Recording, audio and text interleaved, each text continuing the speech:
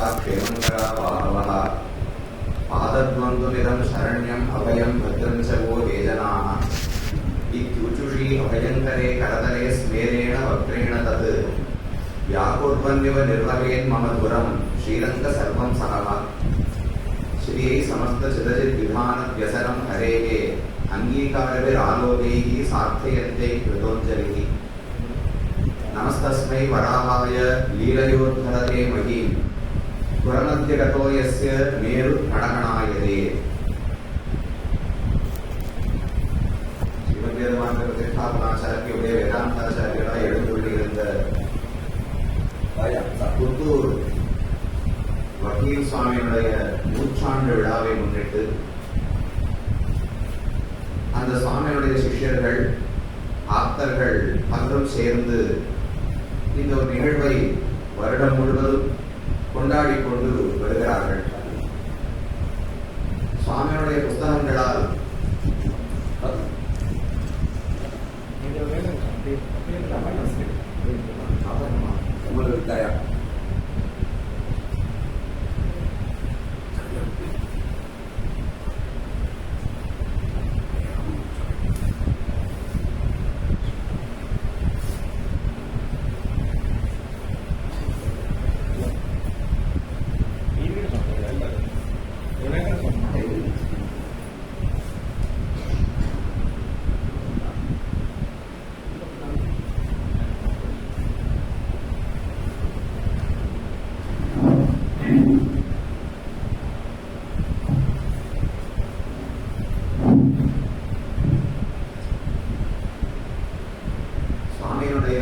கைங்கரியத்தாலே அவர் வெளியிட்ட புஸ்தகங்களாலே பயன்பெறாத ஸ்ரீ வைஷ்ணவர்கள் என்று ஒருத்தர் சொல்ல முடியாது.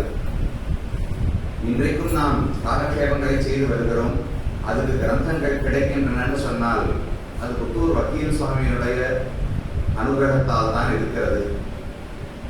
அப்போ ஒவ்வொரு ஸ்ரீ வைஷ்ணவமுமே இந்த வைபவங்களிலே கலந்து கொண்டு சுவாமியுடைய தொண்டை உணர்ந்து அவருக்கு கிருதஜதை தெரிவிக்க வேண்டும். ஆச்சாரியர்களுக்கு நாம திரும்ப கொடுப்பதற்கு ஒன்றும் இல்லை. நாம் கொடுக்கிற புஷ்பத்துக்கோ பழத்துக்கோ பணங்காசுக்கோ ஆசைப்பட்டு யாரும் கிரந்தங்களை எழுதவில்லை. ஆனால் தாங்கள் எழுதினதை பலரும் படிக்க வேண்டும், அதனால் சத்தை பெற வேண்டும் என்று கண்டிப்பாக எதிர்பார்ப்பார். அதையும் எதிர்பார்க்க கூடாதே, தன்னலமற்றுத்தானே கைங்கரியமாக செய்ய வேண்டும் என்றால் புஸ்தகத்தை வெளியிடு என்கிற கைங்கரியமே ஞானத்தை கொடுப்பதற்கான ஒரு தொண்டு. அதுவும் குறிப்பிடாக வராக பெருமாள் எங்கு எழுந்தருள் இருந்தாலும் அவரை ஞானப்பிரான் என்று ஆழ்வாராலே அழைக்கப்படுகிறார். ஈனச் சொல்லாயினும் ஆக எதிரை வையம் மொத்தும் ஏனத்துருவாய் இடர்ந்தகிறான் இரு கற்பகம் சேர் வானத்தவர்க்கும் அல்லாதவர்க்கும் மற்றெல்லாயவர்க்கும் ஞானப்பிரானே அல்லாதில்லை நான் கண்ட நல்லதுவே என்று ஆழ்வாருடைய எதிர்பார்ப்பு. அப்ப மற்ற அத்தனை அவதாரங்களை காட்டிலும் ஞானத்தை கொடுப்பவர், சிறந்த உபதேசங்களை செய்தவர் வராக பெருமாள் தான் என்று ஆழ்வார் கூறுகிறார். கண்ணனாக பிறந்த போதுதான் பகவத்கீதையே தானும் அனுகிரகித்தார் பெருமாள். ஆனா அந்த அவதாரத்துக்கு ஞானப்பிரதமான அவதாரம்னு பேர் கிடையாது. முக்கியமாக சொல்லணும்னா மத்ஸ்யாவதாரம், ஸ்ரீ வராக அவதாரம், ஹம்சாவதாரம் இவற்றுக்கெல்லாம் தான் பகவான் ஞானத்தை கொடுப்பதற்காக பிறந்தான் என்று சொல்லுகிறோம். அதற்குள் ஒரு வராக பெருமான் இங்கு எழுந்தருள் இருக்கிறபடியால் அவருடைய திருவாய்மலா பாரத்திலேயே இருந்து கொண்டு பல ஸ்ரீ வைஷ்ணவ கிரந்தங்கள், வெளிவராத நூல்கள் என்ன, ஆனால் தெலுங்கு லிபியிலே இருந்து தமிழிலோ மணிப்பிரவாளத்திலோ சம்ஸ்கிருதத்தில் இல்லாத நூல்கள் என்ன, புதிதான பல நூல்கள் என்ன, இவை அனைத்தையுமே சுவாமி இயற்றி உள்ளார். பல ஆண்டுகளுக்கு தொடர்ந்து ஒரு பத்திரிகை நடத்தி அதன் மூலம் பலரும் எளிய முறையில் ஸ்ரீ வைஷ்ணவ சித்தாந்தத்தை கற்றுக்கொள்வதற்கு சுவாமி பெரும் தொண்டு ஆற்றி உள்ளார். அந்தந்த காலத்தில் வரும்போது மறுபடியும் எளிமையாக உரைகளை எழுதுவது என்பது தேவைப்படுகிறது. மணவாள மாமனிகள் உபதேச திருமாலையில் சொல்லும் போது திருவாய்மொழியை காத்த குணவாளர் என்று நெஞ்சே கூறு என்று சொல்லுகிறார். 5 ஆச்சாரியர்கள் வியாக்கியானம் விடாவிட்டால் திருவாய்மொழியை ரட்சித்திருக்கவே முடியாது, அழிந்து போயிருக்குமா. திருவாய்மொழி நித்தியமான வேதம், தமிழ் வேதம். தமிழ் வேதத்தை யாரான ரட்சிக்கணுமா? நாமெல்லாம் வேதத்தை ஓதுகிறோம்னு சொன்னால் வேதத்தை ஓதுவதால் நமக்கு ஒரு நன்மைன்னு சொல்லலாமே தவிர நான் ஓதினபடியால் வேதத்துக்கு ஒரு நன்மை ஏற்பட்டது என்று சொல்ல முடியாது. அதே போல நாம் ஒரு உரை எழுதினால் அதனால வேதத்துக்கு பெருமை என்று சொல்ல முடியாது. ஆனா மணவாள மாமனிகள் தெரிவிக்கிறார், இந்த 5 பேரும் வியாக்கியானங்கள் எழுதாவிட்டால் என்ன ஆயிருக்கும்?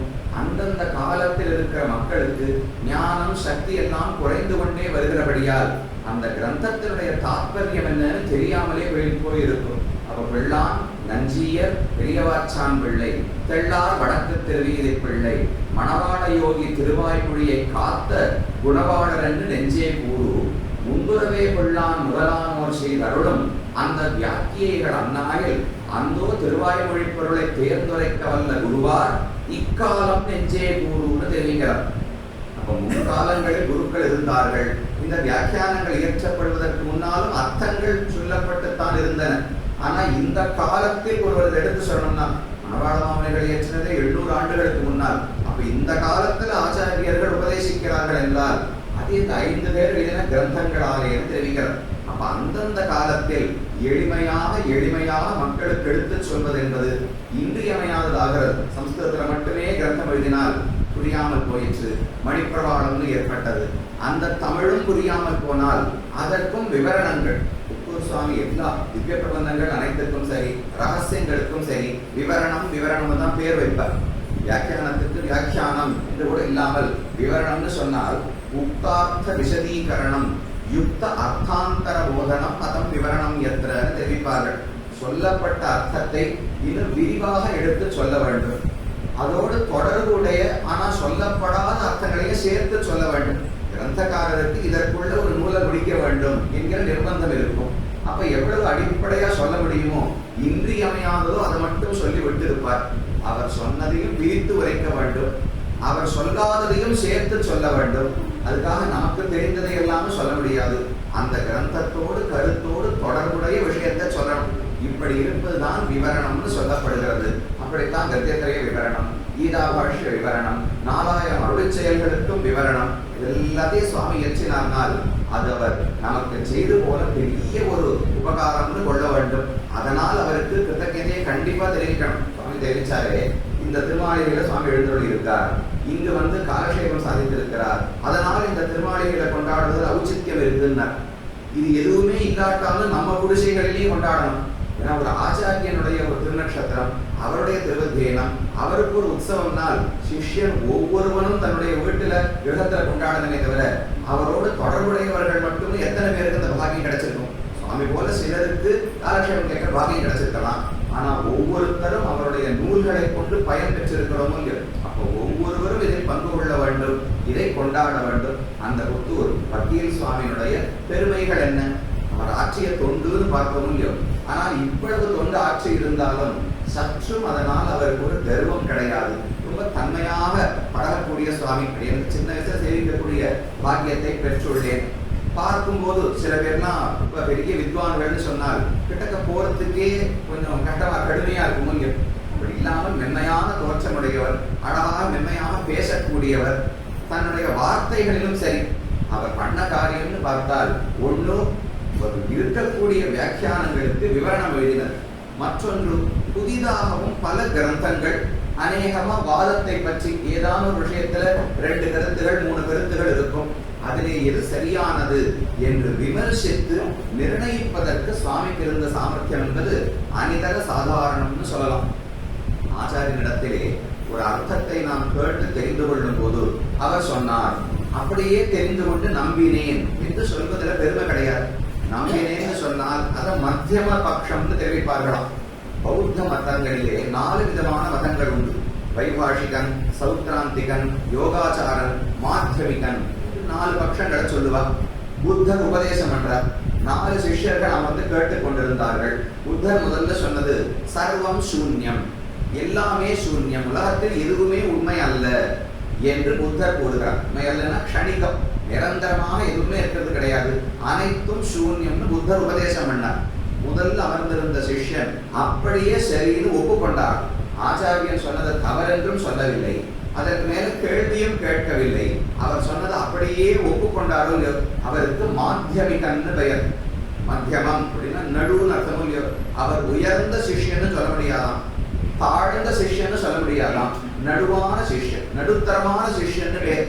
நீ ஆச்சாரியன் சொல்றதை கேட்டு ஒத்துண்டா நடுத்தரமான கேட்டால் அதற்கு ஆராய்ச்சி பண்ணி அது சரிதானான மனசை நிலைநிறுத்தி கொண்டால் தான் உயர்ந்த சிஷ்யன். ஆச்சாரியன் சொல்றது தப்பு, அதை நான் எதிர்த்து சொல்லுகிறேன்னா தாழ்ந்த சிஷ்யன் அர்த்தம். ஆச்சாரியன் சொன்னதை தானும் ஆராய்ச்சி செய்து தன்னுடைய புத்தியை பயன்படுத்தி அதற்கு பிறகு அது உண்மையில ஸ்தாபித்து வைத்துக் கொண்டால் உத்தம சிஷ்யன்னு பெயர். ஆனா மாத்திரிகர் கேள்வியே கேட்காம அப்படியே நம்பினாரோ இல்லையோ, அப்ப நம்புவது என்பது உயர்ந்தது. ஆனா அப்படியே ஆச்சாரியன் சொல்வதை நம்பி ஏற்றுக்கொண்டால் அது மனசை ரொம்ப ஸ்திரமாக நிற்காது. பரமாத்மா நாராயணன் முழுமுதற் கடவுள் ஒரு வார்த்தையில சொல்லிட்டு போயிடலாம். இதுக்கு இத்தனை அருளை செயல்கள், நான் மகனை நாராயணன் படைத்தான், எதற்கு தொடங்கணும், உபபத்தி சொல்றார், காரணம் சொல்றார். நாராயணனே பரம்பொருள் நிரூபிப்பதற்கு ஆழ்வார் சொல்லுகிறார், கேட்டு நம்ப வேண்டும் என்று சொல்லியிருக்கலாம் இல்லையோ. அப்படி சொல்லாமல் கர்மத்தால் வசப்படாதவர்கள் வேற யாருமே கிடையாது, நாராயணன் ஒருவர் தான். உலகத்துக்கெல்லாம் காரணம் நாராயணன் ஒருவர் தான். இப்படி பல யுக்திகளை சொல்லி ஆழ்வார்கள் ஸ்தாபிக்கிறார்கள். கண்ணன் கீதையிலே யுக்திகளை சொல்லி சொல்லித்தான் ஆத்மா நித்தியமானவர், உடல் அழியக்கூடியது என்றெல்லாம் ஸ்தாபிக்கிறார். அப்ப நம்புவதை காட்டிலும் ஆராய்ந்து நிரூபித்து உண்மை அறிவது என்பது இன்னொரு திருடமான ஒரு நிச்சயத்தை கொடுக்கும். அதை போலத்தான் பல நூல்களை புத்தூர் வக்கீல் சுவாமி தானும் இயற்றினார். அதற்கு வேண்டிய பரிகரம் வேறு. ஆராய்ச்சி பண்ணி எது சரி எது தவறுன்னு யுக்திகமாக யுக்திகளை கொண்டு ஆராய்ச்சி பண்ணோம்னால் அதற்கு வேற ஒரு புத்தி வேணும். அதுவே அருளி செயல்களை அனுபவிக்கணும். அதில் இருக்கிற ஆழமான கருத்துகள், பாவத்தை, ஆழ்வாருடைய திருவுள்ளத்தை வெளியில கொண்டு வரணும்னால் அதற்கு வேற ஒரு புத்தி வேணும். இது ரெண்டு சேர்ந்து போறதுக்கு ரொம்ப கட்டம்.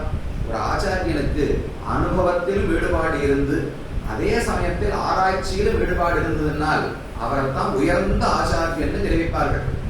திருமங்கையாழ்வாருடைய பாசுரம், ஓதுவாய்மையும் உவனிய பிறப்பும் உனக்கு முன் தந்த அங்கணன் ஒருவன் என்று பாடுகிறார். கண்ணன் தான் கிருஷ்ணாவதாரம் எழுதிருந்த போது சாந்தீபனி என்கிற ஒரு ரிஷியிடத்திலே போய் கல்வி கற்றார். அதை பத்தி சொல்றார். ஓது வாய்மையும் உபனியம் பிறப்பும், இரண்டாவது பிறவி ஞான பிறவியும் அந்த சாந்தீபனி தான் கண்ணனுக்கு கொடுத்தார். வேதங்களையும் அவர் தான் அத்தியனம் பண்ணி வைத்தார். அது ரெண்டையும் உனக்கு முன் தந்த அந்தணன் ஒருவன்.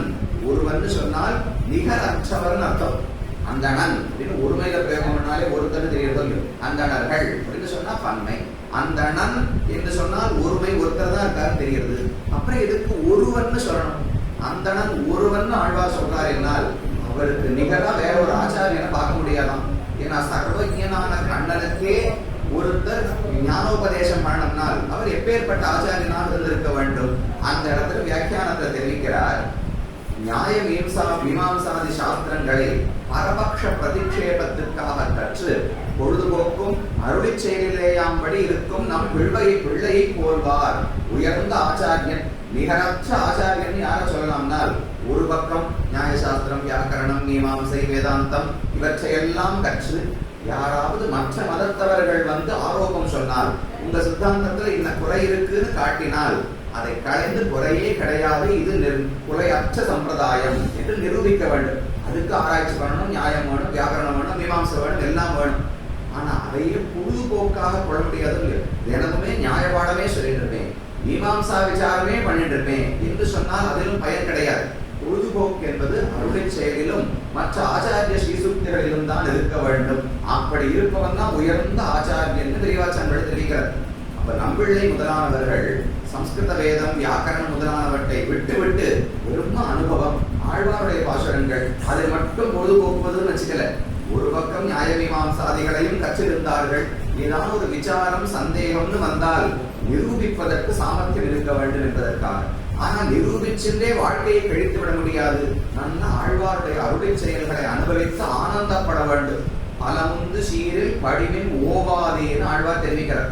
ஓவாதே, ஒரு நிமிஷத்தையும் வீணாக போக்காமல் படிவின் பகவானுடைய குணங்கள் வைகுந்தத்துக்கு போன பிறகுதான் ஆனந்தத்தை கொடுக்கும் என்பது கிடையாது.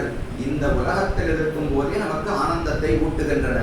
அந்த குணங்களை இங்கேயே அனுபவியுங்கோள், விடாமல் அனுபவியுங்கோள்னு ஆழ்வார் தெரிவிக்கிறார். அப்ப அதுவும் சாமியின் இடத்தில் இருந்தது. ஒரு பக்கம் அவருடைய செயல்கள், கீதை அனைத்துக்கும் விவரணங்களை எழுதினார். மக்கள் அனைவரும் சுவாமியினுடைய அனுபவம் தானே.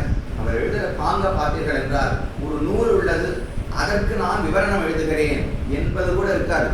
அந்த ஒரு விஷயத்தை தெரிஞ்ச உடனே இதை சுத்தி வேற என்னென்ன ஒரு ஸ்ரோதாவுக்கு, இந்த புத்தகத்தை படிக்கிறவனுக்கு வேற என்னென்ன தெரிஞ்சிருக்கணும். மூலத்துல ஒரு வாக்கியம் இருக்கும், இதான ஒரு பிரமாணத்திலிருந்து ஒரே ஒரு துணுக்க மட்டும் எடுத்திருப்பார். ஆத்மைவ ஹியாத்மனோ பந்துஹு ஒரு பிரமாணம் எடுத்தாருன்னு சொல்லுவேன். நமக்கு அந்த பிரமாணம் எங்க இருக்குன்னு தெரியாது. தேடி பார்க்கணும்னா இப்ப என்ன 18 புராணங்களையும் கரைத்து குடித்து இதிகாச புராணங்களை எல்லாம் கண்டஸ்தமா வச்சிருந்தா நாம காலக்ஷேபம் பண்ண வரோம். அப்போ ஒரு வார்த்தை எடுத்தால் இது எந்த பிரமாணத்திலிருந்து சொல்றதுன்னு தெரிவிக்க வேண்டும். அந்த பிரமாணத்தை முழுவதுமாக எடுத்து சுவாமி அந்த இடத்துல எழுதுவார். எழுதி அதுக்கு சின்னதா ஒரு அடைப்பு குறி போட்டு அதுக்குள்ள அதனுடைய அர்த்தம் என்ன என்று சுருக்கமாக தெரிவிப்பார். பிரமாணங்களை சேர்த்து சேர்த்து அதோடு அதற்கு வேண்டிய கதைகள். இந்த ஆத்மா நன்மை அடைய வேண்டும் என்றால் மனதுதான் முக்கியமான துணை என்று கண்ணன் கீதையில சொல்லுகிறார். உத்தரே ஆத்மனா ஆத்மானம் நாத்மானம் அவசாதையே ஆத்மைவ ஹியாத்மனோ பந்துஹு ஆத்மைவ ரிபுராத்மனா என்று பகவத்கீதையிலே ஸ்லோகம். உன்னை நீ உயர்த்தி கொள்ள வேண்டும் என்றால் அதற்கு உன்னுடைய மனதுதான் உனக்கு துணை புரிய வேண்டும்.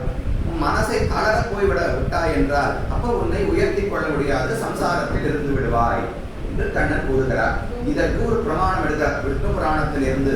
பந்துராத்மா ஆத்மனஸ்தஸ்ய, எவன் ஒருவனுடைய மனசு உலக விஷயங்களில் ஈடுபட்டு இருக்கிறதோ பந்தாய விஷயாசங்கி முக்தி நிர்விஷயம் மனமான் எடுக்கிறார். உலக விஷயங்களில் பற்றுள்ள மனதாக இருந்தால் அது சம்சாரத்தில் நம்மை அழைத்துவிடும். அதுவே உலக விஷயங்களில் பற்று இல்லாமல் பகவானிடத்தில் மனது ஈடுபட்டால் அதுதான் மோட்சத்திற்கு வழிவகுக்கும் என்று விஷ்ணு புராணத்துல ஒரு ஸ்லோகம். அதை முதல்ல முத்துசாமி எடுத்து எழுதிப்பார். ஏன்னா மூலத்துல கீதையில மனம் என்பதுதான் முக்கியமான துணையில் இருக்கு. அதுக்கு மற்ற ஸ்மிருதிகள் இதிகாசங்களில் இருந்து பிரமாணம் சேர்க்கணும், உபபிரம்மணம்னு தெரிவிப்பார்கள். அதற்கு சேர்த்து எழுதி கொள்வார். சரி, பிரமாணத்தை மட்டும் கொடுத்தா போருமா, அதுக்கு ஏதாவது ஒரு கதை வேண்டாமா அப்படின்னு பார்த்தால் கதை வேணும். யார் மனசு ஆசையோடு இருக்கும் போது என்ன செய்தார்கள், யயாதின்னு ஒரு ராஜாவுடைய சரித்திரத்தை எடுப்பார். இல்ல வால்மீகியினுடைய முன் சரித்திரம். உலக விஷயங்களில் ஆசையோடு இருந்தால் அது நம்மை தவறான பாதைகளிலே கொண்டு போகும். 4 புருஷார்த்தங்களுக்குள்ளே வைதிகமான முறையில் 4 புருஷார்த்தத்தை அடையலாம். செல்வம் வேண்டும் என்றாலும், சொர்க்கம் வேண்டும் என்றாலும், மோட்சம் வேண்டும் என்றாலும் எல்லாத்தையும் அடைவதற்கு வேதத்தில் சொல்லப்பட்ட வழிகளும் உண்டு, அவைதிகமான வழிகளும் உண்டு. நமக்கு சாஸ்திரத்துல பற்றி இருந்தால் வைதிகமான ஒரு மார்க்கத்தை எடுப்போம், இல்லாவிட்டால் எதை வேண்டுமானாலும் பின்பற்றலாம்னு தோன்றுமோ இல்லையோ. அப்ப ஆசை என்பதுதான் தாழ்ச்சிக்கு காரணம். ஆசை அறுத்து விட்டால் மோட்சம் அடையலாம் என்பதற்கு அடுத்து இதிகாசத்தில் ஒரு கதையை சேர்த்துக் கொள்வார். சரி சுவாமி, எல்லாம் சம்ஸ்கிருத பிரமாணமாவே இருக்கேனால் ஆழ்வாருடைய பாசுரங்களையும் வந்து சேர்த்துக் கொள்வார். நல்ல நெஞ்சே என்று ஆழ்வார் அழைக்கிறார். அதே போல நெஞ்சமே நல்ல நல்லை உன்னை பெற்றால் என் செய்யோம். மனசினுடைய துணை இருந்து விட்டால், உன்னை பெற்றால் நீ அனுகூலமாக இருக்கும்படி ஏற்பட்டால் என் செய்யோம், என்னால சாதிக்க முடியாதது ஒன்றுமே கிடையாதுன்னு தெரிவிக்கிறார். அதே மனசு நமக்கு துணையாக இல்லாவிட்டால், உலக விஷயங்களில் பற்று கொண்டால் மனசாலத்தான் நான் பெற்று போனேன்னு சொல்லுவார். வெண்ணியே வேண்டி வீழ்பொருட்கு இறங்கி வேட்கனார் கலவையே கருதி நின்னவானில்லா நெஞ்சினை உடையேன்னு ஆழ்வார் பாடுகிறாரோ இல்லையோ. நியாயமா யோசிச்சு பாருங்க, உலக விஷயங்களை ஆசைப்பட்டது யார்? நாம தான். நெஞ்சுக்கு தனியா, மனசுக்கு ஞானம் எல்லாம் கிடையாது. ஆத்மாவுக்கு மட்டும்தான் ஞானம் உண்டு. ஆனா உலக விஷயங்களை ஆசைப்படுவது நாம் தான். உலக விஷயங்களில் பற்றில்லாமல் இருப்பதும் நாம் தான்.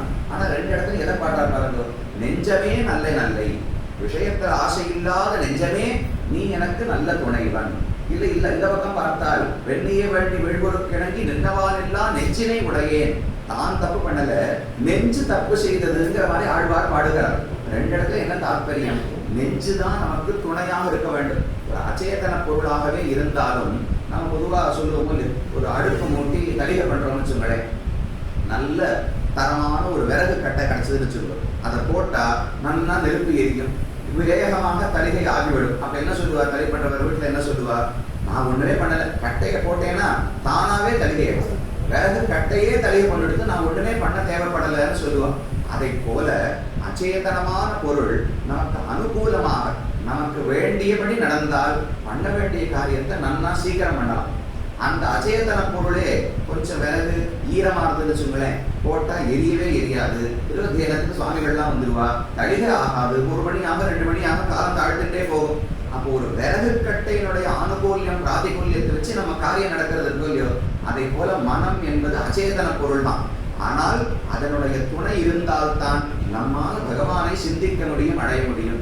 அது துணையாக இல்லாமல் பழைய வாசனைகளோடு உலக விஷயங்களிலேயே ஆசையை கொண்டு வந்து விட்டால் அது நமக்கு பந்தத்துக்கு காரணமாகிறது. அப்ப இத்தனை சொல்லணும், மூலத்துல ஒண்ணுமே இருக்காது.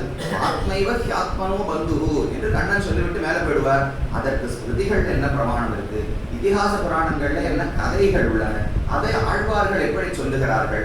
மேல கேள்வி வரும், அச்சேதன பொருளை பார்த்து நீ நல்லவன்னு சொல்லலாமா, அச்சேதன பொருளை பார்த்து நீதான் என்ன கெடுத்தாய்னு சொல்லலாமானால் இல்ல இல்ல, அச்சேதன பொருள் இப்படி நமக்கு உபயோகப்படுகிறது என்று மனதை பற்றி தெளிவுபடுத்தணும். இப்படி ஒரு நிரூபணம் விவரணம்னு எடுத்துக்கொண்டால் ஒரு விஷயத்தை பெருக்கி பெருக்கி தனக்கு தெரிஞ்சதெல்லாம் சொல்லக்கூடாது. மனசை பத்தி அடியனுக்கு 50 பிரமாணம் தெரியுங்கிறதுக்காக எல்லாத்தையும் சொன்னாலும் படிக்கிறவருக்கு பிரயோஜனப்படாது. அப்ப என்ன முக்கியமான பிரமாணம், எப்படி எடுத்தால், நம்ம ஆச்சாரியர்களுக்கு அந்த செயலி உண்டு. சில இடங்கள்லாம் ஒரு விஷயத்தை நிரூபிக்கணும்னால் 5-6 பிரமாணங்கள் எடுப்பார்கள். ஆத்மாவினுடைய சேஷத்துவம் எடுக்கணும்னு சொன்னால் 5-6 பிரமாணங்கள் இருக்கு. தாசபூதா சத சர்வே ஆத்மான பரமாத்மனா என்று ஒரு பிரமாணம் இருக்கு. பரதனுடைய வார்த்தை யாவதாவர்த்ததே சக்கரம் யாவதீச்ச வசுந்தரா தாவத்வமிக லோகேஷு சுவாமித்துவம் அனுவர்த்தைய. போல 4-5 பிரமாணங்கள் எடுப்பா வியாக்கியாதாக்கள். நமக்கு சந்தேகமா இருக்கும், ஒன்ன சொன்னாலே எங்களுக்கு புரிஞ்சிருமே, எதற்கு 4 எடுக்கிறார்னால் முதல் பிரமாணத்திலிருந்து ஏதோ ஒரு கருத்து கிடைக்கும். அதை வேற எந்த பிரமாணமும் சொல்லாது. எல்லாமே சேஷத்தை பத்தி தான் சொல்றது. ஆத்மா சேஷபூதன் ஒரு பிரமாணம் சொல்லும். இது ஒண்ணு வந்தேரியா யாரும் நம்ம மேல புகுத்தினது கிடையாது, இயற்கையான சேஷத்துவம் 2வது பிரமாணம் சொல்லும். சேஷத்துவம் இருக்கிறபடியா அதற்கு தகுந்த கைங்கரியத்தை செய்ய வேண்டும் 3வது பிரமாணம் சொல்லும். அப்போ ஒவ்வொரு பிரமாணமும் சேர்க்கிறதும் இல்லையோ, அதை போல அழகாக கோர்த்து கோர்த்து தத்துவார்த்தங்களை நமக்கு சுவாமி எடுத்தருளுகிறார். இது அவருடைய விவரண செயல். மற்றொரு பக்கம் பல வாத கிரந்தங்கள், புதிதான பல கிரந்தங்கள், வாதம்னு சொல்றதை விட சந்தேகத்தை போக்கி கொடுக்கணுமோ இல்லை. மற்ற எத்தனையோ மதங்கள் எல்லாம் இருக்கின்றன. அந்த மதங்களை எல்லாம் எதற்காக தவறுன்னு சொல்ல வேண்டும். ஸ்ரீபாஷ்யம் பிரம்மசூத்திரங்களிலே 2வது அத்தியாயம் அவிரோதாத்தியாயம். அதுல முதல் பாதத்துல மற்ற ஸ்மிருதிகள், வேதத்துக்கு புறம்பான ஸ்மிருதிகள் எல்லாம் நம்ப தகுந்தவை அல்ல பாஷ்யக்காரன் நிரூபிக்கிறார். 2வது பாதம் தர்க்க பாதம், நியாயம் மீமாம்சை, அது மேல வைசேஷிகம், மேல இருக்கிற பௌத்த மதங்கள், ஜெயின மதம், பாசுபத மதம், இதெல்லாம் தப்புன்னு சொல்றார். நம்ம பட்சத்தை சொல்றதுக்கு தானே வந்தீர். எதற்கு மற்ற பட்சங்களை எல்லாம் தவறு நிரூபிக்கணும்னால் அதெல்லாம் தவறாயிற்றே, அதை சொல்ல வேண்டாமா? என் பட்சம் பெரியதுன்னு சொல்லுவதற்காக மற்றதை கீழே தரணும் தேவையே கிடையாது. சொல்றா பாருங்க, நாம ஒரு நாராயணனை சேவிக்கிறோங்கிறதுக்காக மற்ற தெய்வங்களை எல்லாம் இகழணும்னு எங்கேயுமே சொல்லல. அந்த தெய்வங்களிடத்த நமக்கு பெருசா சம்பந்தம் கிடையாது.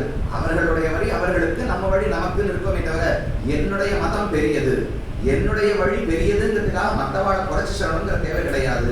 பிறகு எதற்கு பிரம்மசூத்திரத்தில் மற்ற மதங்கள் தப்புன்னு சொல்றாருனால் அதுக்கு ஒரு காரணம் இருக்கு. மந்த மதிகள், ரொம்ப அவர்களாக ஆராய்ந்து புரிந்து கொள்ள முடியாதவர்களுக்கு எப்படி பாஷ்யத்தை படிச்சா ஒரு புரிதல் வருமோ, சாங்கிய ஸ்மிருதி எடுத்து படிச்சு பார்த்தா இது கூட நல்லா தான் இருக்கு போல இருக்கேன்னு தோணும். பௌத்த மதத்தினுடைய நூல்கள் எடுத்து பார்த்தா இவரை ரொம்ப யுக்தியோடத்தான் நிறைய நியாயத்தோடு சொல்லுகிறார்கள்னு தோணும். அத்வைதத்தை எடுத்து பார்த்தா அப்படியே அழகா சுத்தி சுத்தி எவ்வளவு அழகா பின்னிருக்கா சுவாமி. ஜெகதி விதம் மோகனவிதம் தமமான தெரிவிக்கிறார். தப்பு தான் அத்வைத மதம். ஆனா உலகத்துல எவ்வளவு பரவி இருப்பார்கள், அத்தனை பேர் நல்லா இழுக்கிறதோ இல்லையோ. அப்ப மற்ற மதங்களும் சரி என்கிற எண்ணத்தை ஏற்படுவதற்கு வாய்ப்புண்டு.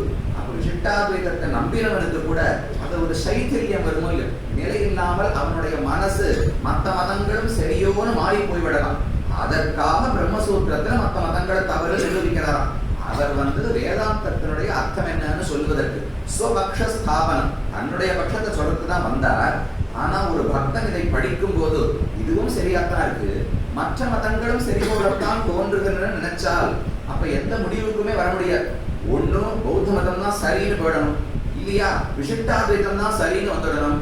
சந்தேகத்தில் இருந்தால் எந்த நன்மையுமே அடைய முடியாது. சம்சயம் சுகம் சம்சயாத்மனமான கண்ணன் தெரிவிக்கிறார்.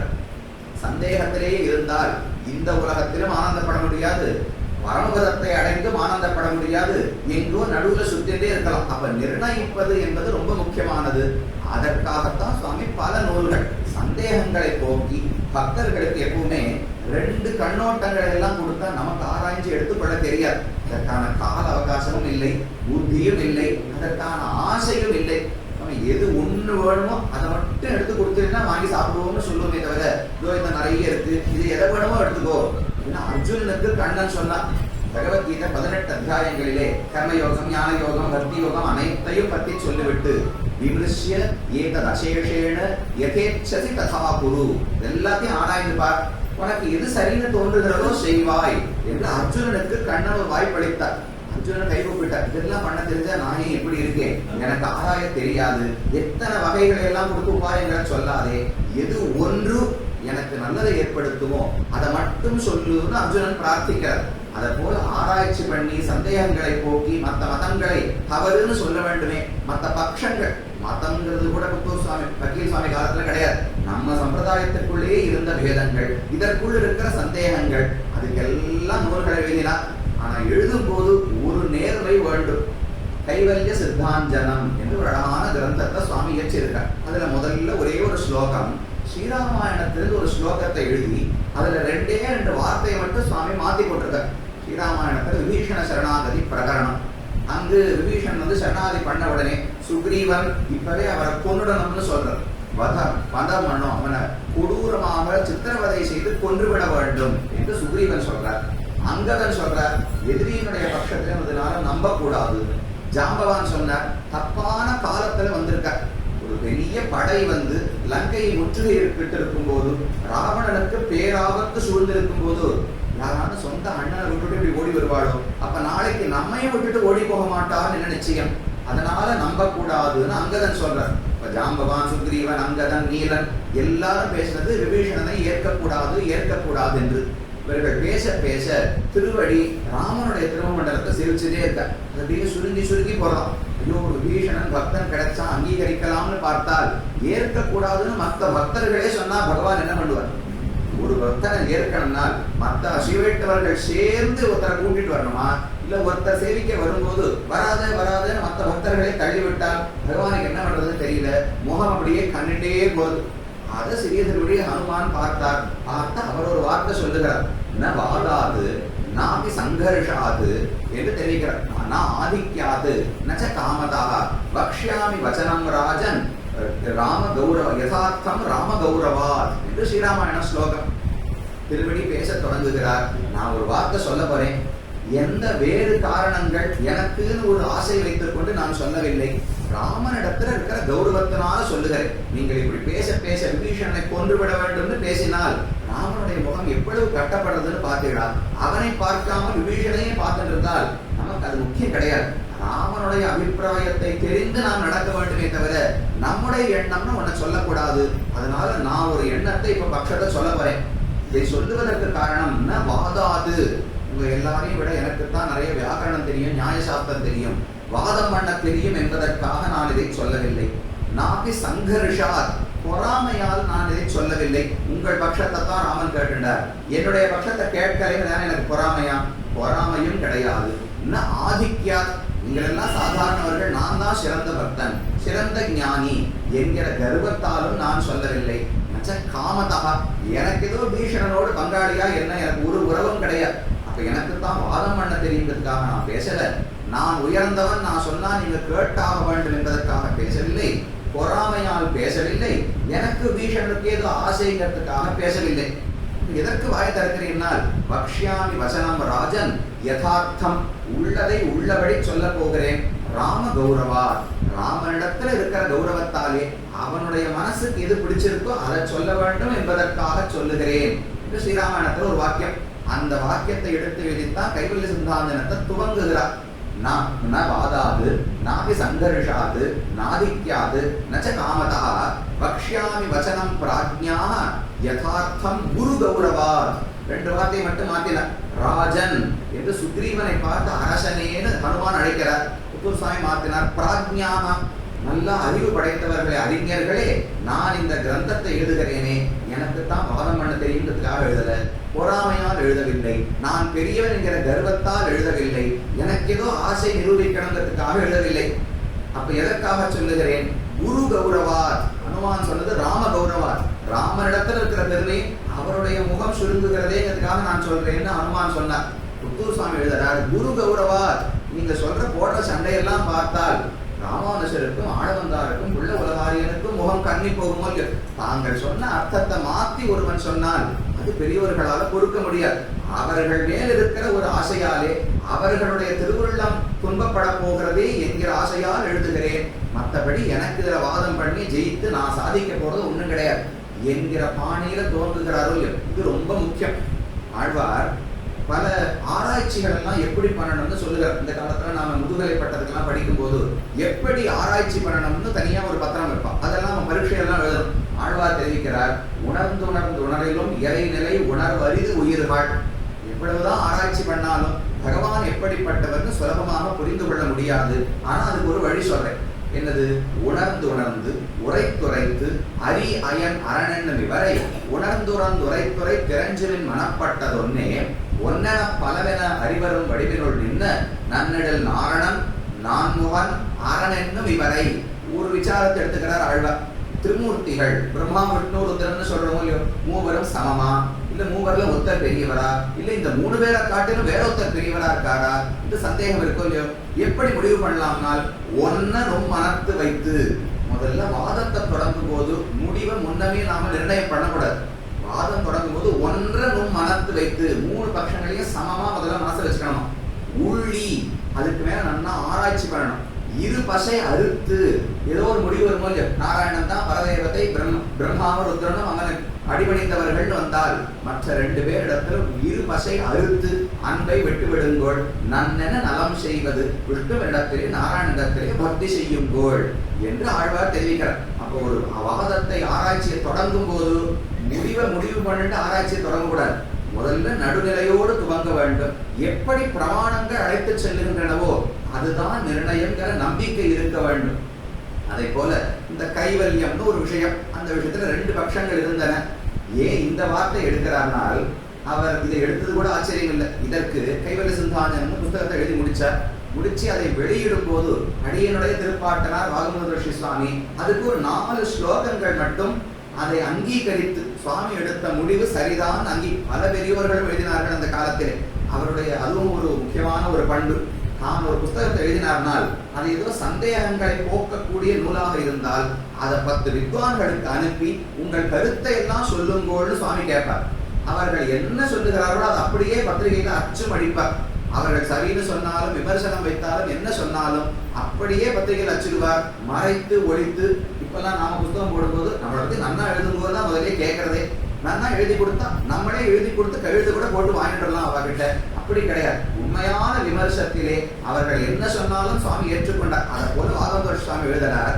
இவர் தொடங்கினார்கள் விபீஷண சரணாகதியிலே ஹனுமன் பேசினது போல் நான் பேசுகிறேன், ராமனிடத்தில் இருக்கிற கௌரவத்தால பேசுகிறேன் துவங்கினார். அதுக்கு சுவாமி வாகந்தர் சுவாமி எழுதும் போது அவர் எழுதுகிறார், இதுவும் விபீஷண சரணாகதியை போலத்தான். ஏன்னா விபீஷண சரணாகதியில் என்ன நடந்தது? சுக்ரீவன் ஒரு பட்சம் சொன்னார், விபீஷணன் பாபம் செய்தவன், அதனால் அவனை கைவிட வேண்டும், ஏற்றுக்கொள்ளக்கூடாதுன்னு சொன்னார். ஹனுமான் ஒரு பட்சம் சொன்னார், விபீஷணன் நல்லவன், அதனால் கை கொள்ள வேண்டும்னு சொன்னார். ராமன் பார்த்தாராம், 2 பேரையும் நான் துன்பப்படுத்த விரும்பல, 2 பேர்கிட்ட இருந்து ஒரு வார்த்தை எடுத்துக்கிறேன். விபீஷணன் பாபி, அதனால் கைவிட வேண்டும். இதுல இருந்து விபீஷணன் பாபிங்கிறத மட்டும் எடுத்துட்டார். விபீஷணன் நல்லவன், அதனால் அங்கீகரிக்க வேண்டும் மட்டும் எடுத்துட்டார். விபீஷணன் பாபியாகவே இருந்தாலும் அங்கீகரிக்க வேண்டும். தோஷோ யத்யபி தஸ்ய ஸ்யாது சதாமேதத் அகர்ஹிதம் என்று 3வதா ஒரு பட்சத்தை ராமன் சொன்னாராம். சுக்ரீவனுடைய பட்சம் ஒண்ணு, ஹனுமானுடைய பட்சம் ஒண்ணு, 2ல இருந்து இருக்கிற நல்லதை எடுத்துட்டு 3வதா ஒரு பட்சம் சொன்னாரோ இல்லையோ. அதை போல அந்த கைவல்ய சித்தாஞ்சனத்தில் முன்னமே 2 பட்சங்கள் இருந்தன. கைவல்யம் என்கிற மோட்சம் எங்கு இருக்கு, எப்படி அடைகிறான், அது முடிவா இல்ல அதுக்கு மேல வழி உண்டானால், ஒரு பட்சம் கைவல்யத்துக்கு போனவன் பிரம்மத்தை அனுபவிப்பது கிடையாது, ஆனா பிற்பாடு பிரம்மத்தை அடையலாம், இது ஒரு பட்சம் இருந்தது. மற்றொரு பட்சம் கைவல்யத்துக்கு போனவன் திரும்பி வரவே முடியாது, அங்கு பிரம்மத்தை அனுபவிக்கிறான் என்று ஒரு பட்சம் இருந்தது. சுவாமி இதை எடுத்து ஆராய்ச்சி பண்றார் ஒவ்வொன்னா. முதல்ல ஸ்ருதிகளை கொண்டு ஒருவர், எப்படி ஸ்ரீபாஷ்யகாரர் ஸ்ருதி கட்டம், ஸ்மிருதி கட்டம், இதிகாச புராண கட்டம் என்று எடுப்பாரோ, முதல்ல ஸ்ருதிகளை கொண்டு கைவல்யம் என்ன நிரூபிக்கிறார். அதுக்கு மேல அருள் செயல்களை கொண்டு நிரூபிக்கிறார், ஸ்மிருதிகளை கொண்டு நிரூபிக்கிறார், மேல ஆழ்வார்கள் ஸ்ரீசுக்திகளை கொண்டு நிரூபிக்கிறார். இதெல்லாம் பண்ணிட்டே வந்தா இந்த 2 பட்சத்தையும் தவிர்த்த 3வது ஒரு பட்சம் தான் ததோப்பி அதிக பட்சமான வாகமதி சுவாமி குறிப்பிடுகிறார். ஒரு பட்சம் கைவல்யத்தை அடைபவன் திரும்ப வர முடியாது, ஆனா அங்கேயே பிரம்மத்தை அனுபவிக்கிறார்னு. இரண்டாவது பட்சம், அவர் பிரம்மத்தை அங்க அனுபவிப்பதில்லை, ஆனால் திரும்ப வரலாம்னு புத்தூர் சுவாமி கடைசியா திவ்ய பிரபந்த வியாக்கியாதாக்களுடைய பட்சம்னு ஒண்ணு நிரூபிக்கிறார். திரும்ப வர முடியாது, அங்கேயும் பிரம்மத்தை அனுபவிக்க முடியாது. அப்ப இதுலேருந்து ஒரு கருத்து, அதுலேருந்து ஒரு கருத்து, அவரா எதையும் சேர்க்கல. அதுதான் வியாக்கியானங்களிலே உள்ளன. ஸ்ரீபாஷ்யம், கீதா பாஷ்யம், தாத்பரிய சந்திரிகை, அதுக்கு நியாய சித்தாந்தனம், அருளிச்செயல் வியாக்கியானங்கள் எல்லாத்தையும் சீர்தூக்கி பார்த்தால் கைவல்யம் என்பது கேவலம்னு சொன்னால் ஆத்மாவை மட்டுமே அனுபவிக்கிறார்னு அர்த்தம். ஏன்னா மற்ற ரெண்டு அனுபவத்தை பாருங்களேன். இங்க இருக்கிற உலக பொருட்களை எல்லாம் அனுபவிக்கும் போது அது அச்சேதன பொருளைத்தானே நாம் அனுபவிக்கிறோம். அந்த அச்சேதன அனுபவத்தில் சேத்தனர்களையும் சேர்த்து தான் அனுபவிப்போம். ஒரு பொருளை நாம் அனுபவிக்கணும்னா தனியாவா பண்ண போறோம்? உற்றார் உறவினர்கள், மனைவி, மக்கள் எல்லாரோடும் சேர்த்து தான் அனுபவிக்க போறோம். அப்ப அச்சேதனத்தின் அனுபவம் என்பது கேவலம், தனி என்று சொல்ல முடியாது. அச்சேதனத்தை அனுபவிக்கும் போது மற்ற சேத்தனங்களோடு சேர்த்து, ஆத்மாக்களோடு சேர்ந்து தான் அனுபவிக்கிறோம். அதே போல வைகுந்தத்துக்கு போய் பரமாத்மாவை அனுபவிக்க போறோமே, அதுவும் கேவல பரமாத்மா அனுபவம்னு சொல்ல முடியாது. அவனுக்கு தொண்டு செய்வதற்காக பல ஜீவாத்மாக்களோடு சேரப்போகிறோம். அவருக்கு தொண்டு செய்வதற்காக சந்தனம் வேணும், புஷ்பம் வேணும், சாமரம் வேணும், அச்சேதன பொருள்களும் வேணும். அப்ப பரமாத்மா அனுபவத்திலும் அச்சேதனம் கலந்துள்ளது, அச்சேதன அனுபவத்திலும் ஜீவாத்மாக்கள் கலந்துள்ளார்கள். ஆனா இந்த கைவல்யம் இருக்கு பாருங்க, ஆத்மாவை மட்டும்தான் அனுபவிப்பார், பரமாத்மாவை அனுபவிக்க மாட்டார், மற்ற அச்சேதன பொருள்களை அனுபவிக்க மாட்டார், தான் தன்னை மட்டுமே பார்த்து கொண்டிருப்பார். அதனால்தான் கைவல்யம், கைவல்யம்னா தனிமை, தனித்த புருஷார்த்தம்னு தெரிவிக்கிறார். ஏன்னா மற்ற ரெண்டு தத்துவங்களும் அதுல சேரவே சேராது. இப்படி ஆராய்ச்சி பண்ணி துவங்கும் போது நான் எந்த ஒரு கண்ணோட்டத்தோடு எனக்கு முடிவெடுத்து இப்படி பண்ணணுங்கிறதுக்காக சொல்லல, உண்மையான ஆச்சாரியருடைய ஸ்ரீசுக்தி இப்படித்தான் உள்ளது என்று கிரந்தத்தை துவங்குகிறார். அவர் எப்ப விபீஷண சரணாகதி பிரகடனத்தை வச்சு துவங்கினாரோ முடிவும் அதை போலவே இருந்தது.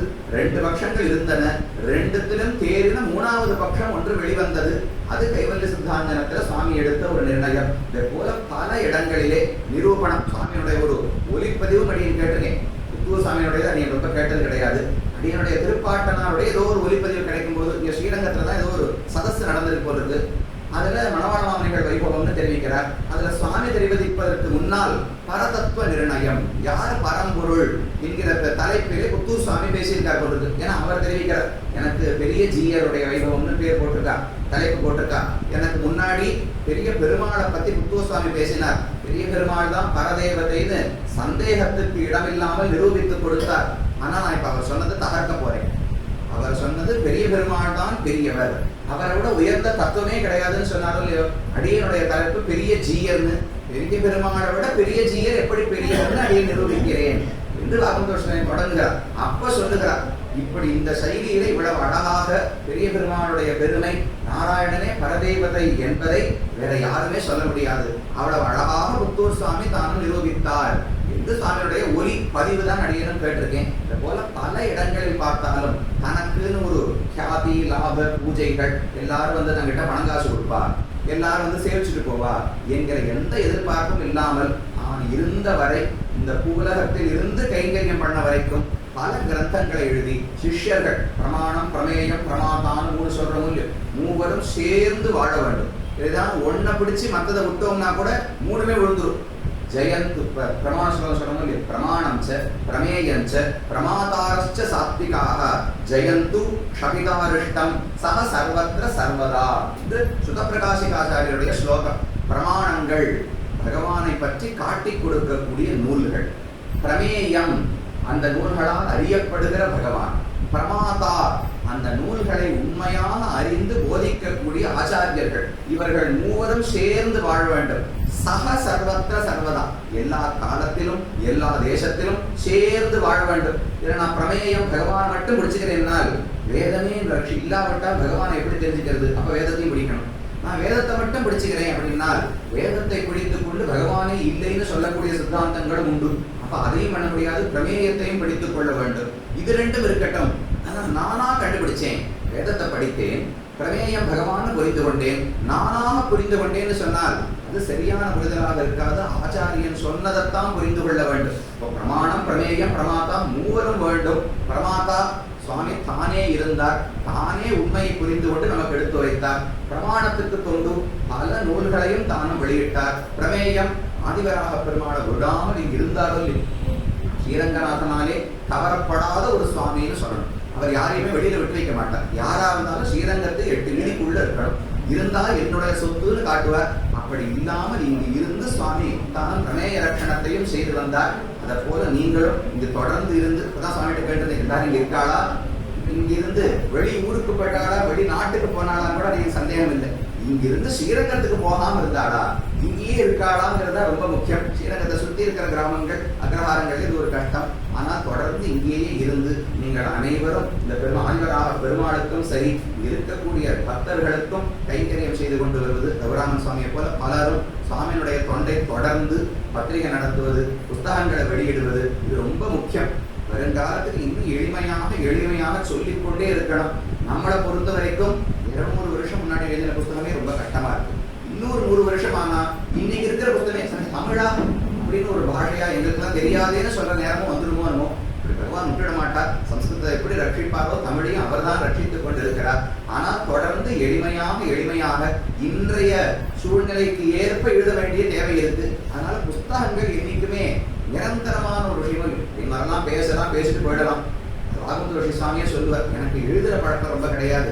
ஏதோ சில கிரந்தங்கள் எழுதியிருக்காரே தவிர அவருடைய கைங்கரியம் வாச்சா தர்மம் அவாப்புனகி, பேசி கைங்கரியம் பண்ணார். புத்தூர் சுவாமி பேசினா இந்த காலத்துல வந்து போயிடுத்துனா என்ன பண்றது?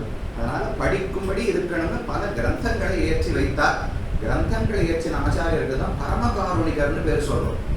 எல்லா ஆச்சாரியர்களுமே கருணை உடையவர் தான். இல்லாம யாருமே குரு பரம்பரையில் இருக்கவில்லை. ஆனா ரொம்ப கருணை உடையவர்கள்னு சொன்னால் தாங்கள் கேட்ட செவிவழியாக கேட்ட அர்த்தங்களை கிரந்தாரூடமாக எழுதி வைத்து போந்தவர்கள்னா உயர்ந்த கருணை உடையவர்கள். அந்த ரீதியில பார்த்தால் தினமும் ஸ்மரிக்கப்பட வேண்டியவர் நம்முடைய புத்தூர் வக்கீல் சுவாமி. அவர் எழுந்தருளிலிருந்து இங்கு கைங்கரியம் பண்ணார்.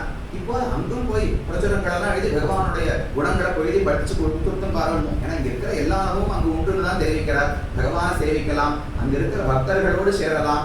அங்கும் போய் பல கைங்கரியங்களை செய்து கொண்டு நித்தியவாசம் செய்து கொண்டு இருக்கிறார். அந்த சுவாமியினுடைய 100ஆண்டு விழா இதை போல என்ன 101, 102 எல்லாத்தையுமே கொண்டாடுவதென்றால் சுவாமி கொடுத்த புத்தகங்களை வாங்கி படிக்க வேண்டும். எவ்வளவு முடிகிறதோ என்னென்ன அப்படி செய்ய காலக்ஷேபம் கேட்கணும்னா புத்தகத்தை வச்சுட்டு தான் கேட்டாகணும். அந்த புத்தகத்தை கொடுத்தா இல்லாட்டா அது கிரந்தமே இல்லாமல் நிர்மூல காலக்ஷேபம்னு சொல்லுவாங்க. ஒரு கிரந்தத்தை வச்சுட்டு படிச்சுத்தானே காலக்ஷேபம்னு சொல்றோம். அப்படி இருப்பதற்கு இன்னைக்கு ஏற்பாடு செய்து கொடுத்தவர் சுவாமியை கண்டிப்பாக சொல்லலாம்.